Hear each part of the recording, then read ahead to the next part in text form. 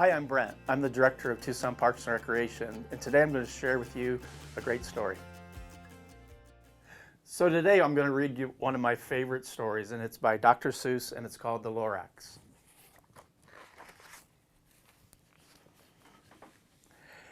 At the far end of town where the grickle grass grows and the wind smells slow and sour when it blows, and no birds ever sing excepting old crows in the street of the lifted Lorax.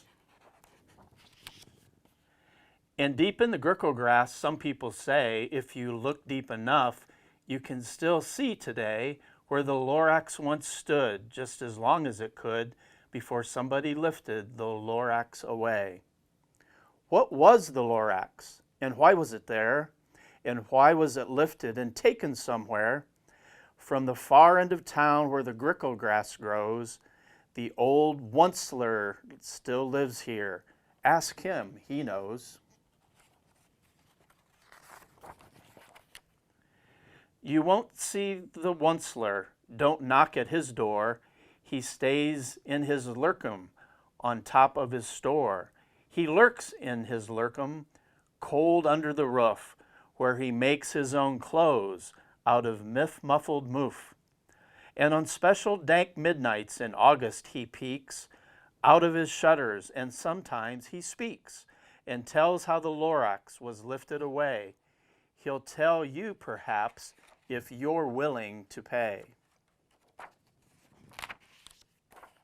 On the end of a rope, he lets down a tin pail, and you have to toss in 15 cents and a nail, and the shell of a great-great-great-grandfather's snail.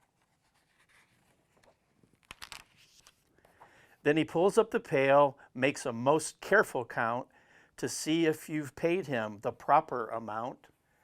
Then he hides what you paid him away in his snuff, his secret strange hole in his grooveless glove. Then he grunts, I will call you by whisper-phone, for the secrets I tell you are for your ears alone. Slup!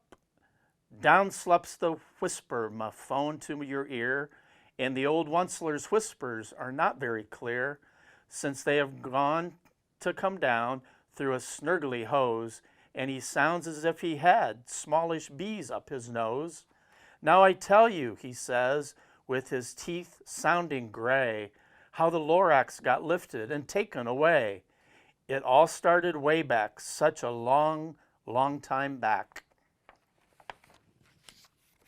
Way back in the days when the grass was still green, and the pond was still wet, and the clouds were still clean, and the song of the swami swans rang out in space, one morning I came to this glorious place, and I first saw the trees, the truffula trees, the bright-colored tufts of the truffula trees, mile after mile in the fresh morning breeze. And under the trees I saw brown barbaloots frisking about in their barbaloot suits as they played in the shade and ate truffula fruits. From the rippleless pond came the comfortable sound of the humming fish humming while splashing around.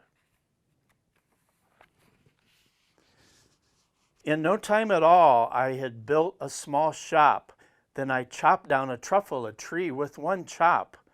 And with great skillful skill and with great speedy speed, I took the small tuft and I knitted a thneed. Mister, he said with a sawdusty sneeze, I am the Lorax, I speak for the trees. I speak for the trees have no tongues, and I'm asking you, sir, at the top of my lungs. He was very upset as he shouted and puffed, what's that thing you've made out of truffula tuft?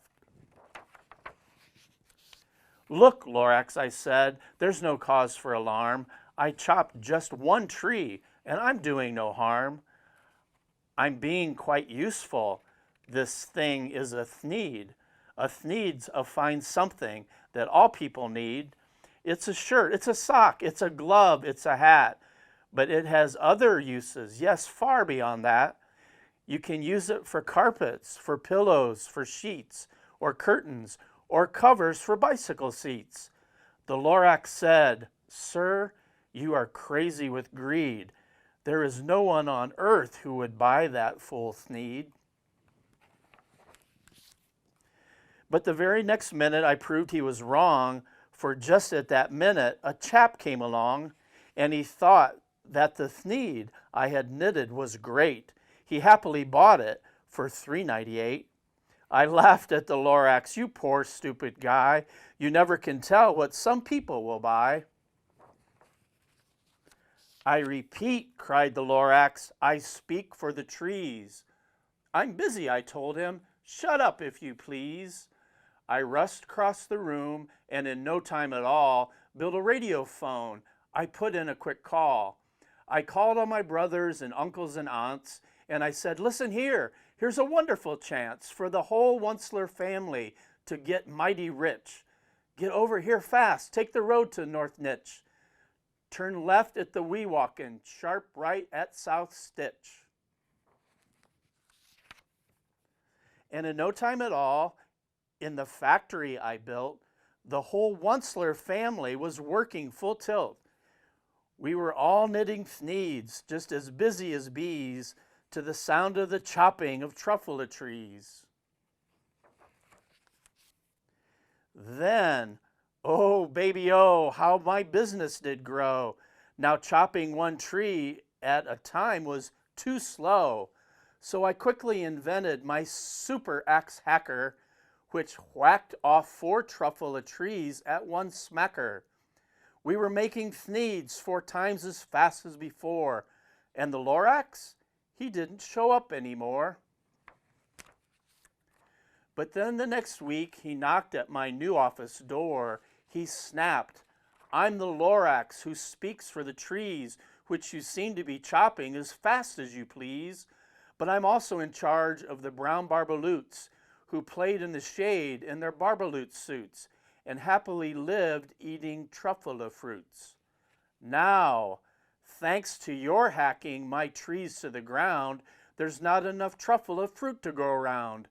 And my poor barbaloots are all getting the crummies because they have gas and no food in their tummies.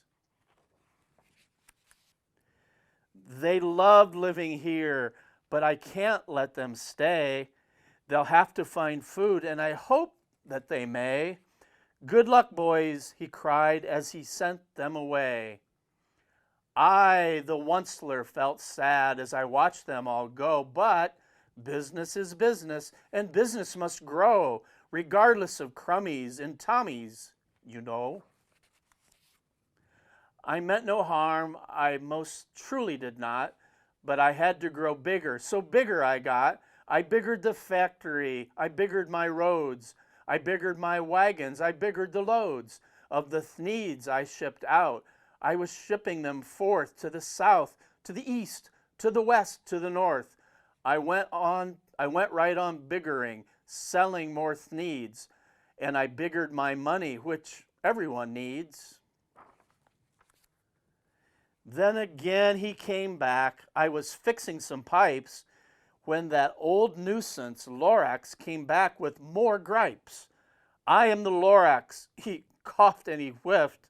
He sneezed and he snuffled. He snargled, he sniffed. "Onceler," he cried with the grufflest croak. "Onceler, you're making such smogulous smoke. My poor swami swans, why they can't sing a note. No one can sing who has smog in his throat." "And so," said the Lorax, "please pardon my cough. They cannot live here, so I'm sending them off. Where will they go? I don't hopefully know. They may have to fly for a month or a year to escape from the smog you've smogged up around here." "What's more," snapped the Lorax, his dander was up, "let me say a few words about Gluppity-Glup. Your machinery chugs on day and night without stop, making Gluppity-Glup also sloppity-slop. And what do you do with this leftover goo? I'll show you, you dirty old onceler man, you.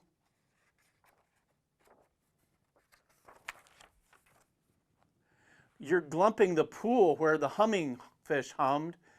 No more can they hum, for their gills are all gummed. So I'm sending them off. Oh, their fortune is dreary. They'll walk on their fins and get woefully weary in search of some water that isn't so smeary. And then I got mad. I got terribly mad. I yelled at the Lorax, "Now listen here, Dad. All you do is yap yap and say bad, bad, bad, bad. Well, I have my rights, sir, and I'm telling you, I intend to go on doing just what I do. And as for your information, you Lorax, I'm figuring on biggering and biggering and biggering and biggering, turning more truffle of trees into thneeds, which everyone needs." And at that very moment, we heard a loud whack.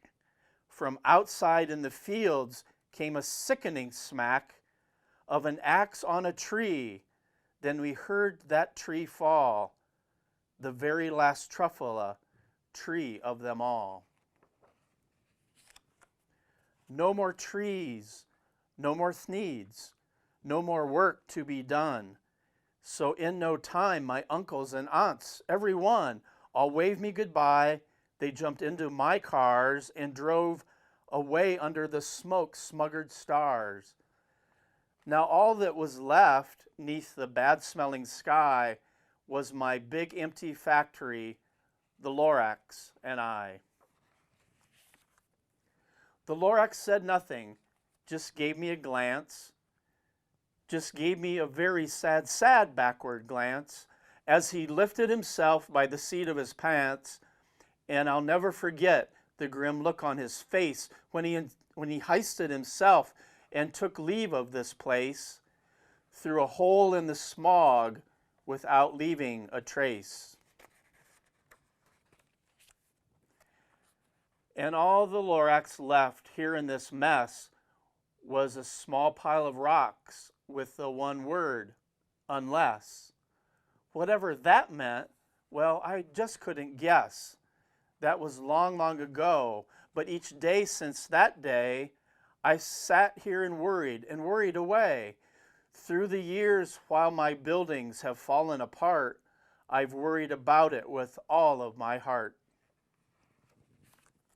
But now, says the onceler, now that you're here, the word of the Lorax seems perfectly clear. Unless someone like you cares a whole awful lot, nothing is going to get better. Better it's not.